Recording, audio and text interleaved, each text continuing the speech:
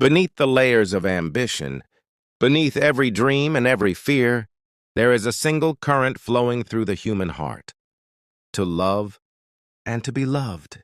I remember a particular evening, clear skies, the air crisp with the scent of the ocean.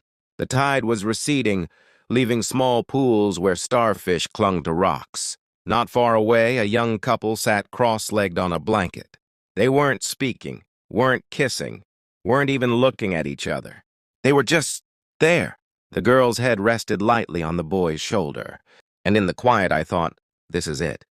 This is what we all want. From the moment we open our eyes to this world, we are reaching out. The newborn searches for the warmth of a parent. The toddler runs to the open arms of someone who will catch them. As we grow, that longing shifts shapes. Sometimes it's the hope of finding a soulmate. Other times the comfort of a friend who truly listens. But at its core, it is always the same. See me, accept me, hold me in your heart. Alan Watts often said that this yearning is not weakness. It is the very essence of being human. But somewhere along the way, we complicate it. We begin to treat love as if it's an achievement, a reward for looking the right way, speaking the right words, or achieving enough success to be worthy. It's like trying to catch sunlight in a jar. The more desperately you chase it, the more it slips away. Watts had a way of cutting through this illusion. The meaning of life is just to be alive, and yet we rush about as if we need to achieve something beyond ourselves. What if love isn't something to earn, but something to notice? What if it's not a treasure hidden in some far-off land, but the air we've been breathing all along? The couple on the beach didn't do love. They didn't perform it for the world. They simply allowed it. And that's the first truth. Love doesn't come from effort. It comes from openness. But here's the challenge. Openness requires vulnerability, and vulnerability means risk. And that risk is where our journey deepens. Love is not safe. It is not predictable. It doesn't arrive with a guarantee stamped across its forehead. It is a leap into the unknown, where you place your heart in someone's hands and say, "Here, I trust you." Alan Watts compared love to standing on the edge of a cliff, arms open, letting the wind decide your fate.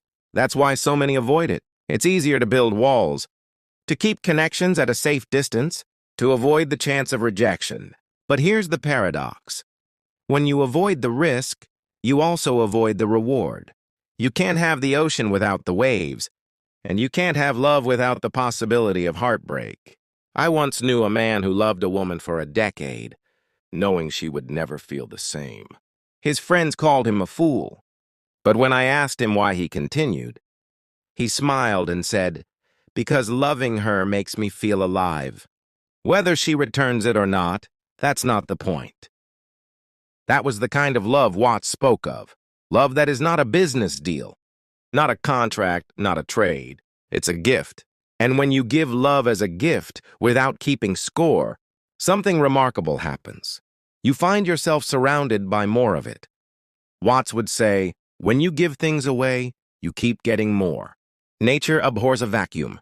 Love flows like water. It fills every open space. But it cannot be stored away like gold. Try to possess it and it slips from your grasp. Still, giving love freely doesn't mean you'll never feel pain. In fact, you will, deeply, but the alternative, living without it, is far worse.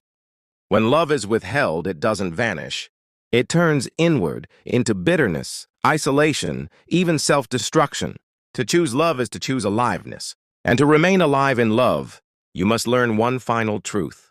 Love must be lived as play. You do not dance to arrive at the end of the floor.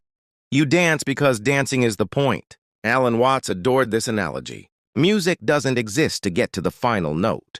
You don't rush through a song. You savor it. Every chord, every pause, every swell in the melody. Love is the same.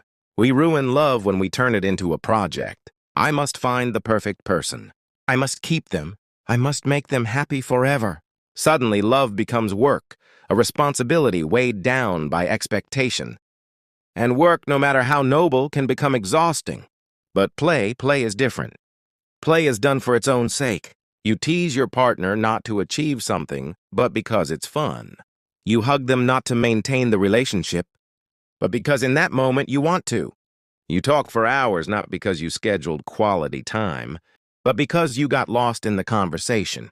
Children know this instinctively. Adults forget.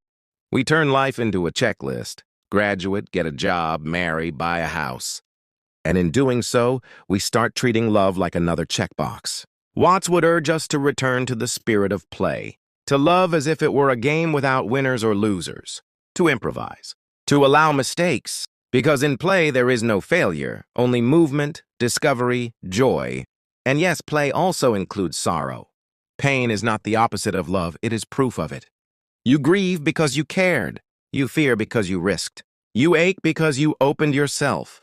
So maybe the greatest lesson is this. To love and be loved is not about reaching some perfect ending. It's about how you move through the world. It's about letting life see you unmasked. It's about dancing without worrying if the song will end. And when the music finally does stop, when the person you love is gone, when the chapter closes, you will know you didn't waste a moment. You didn't hold back. You didn't keep your love locked away. You played, you danced, you lived,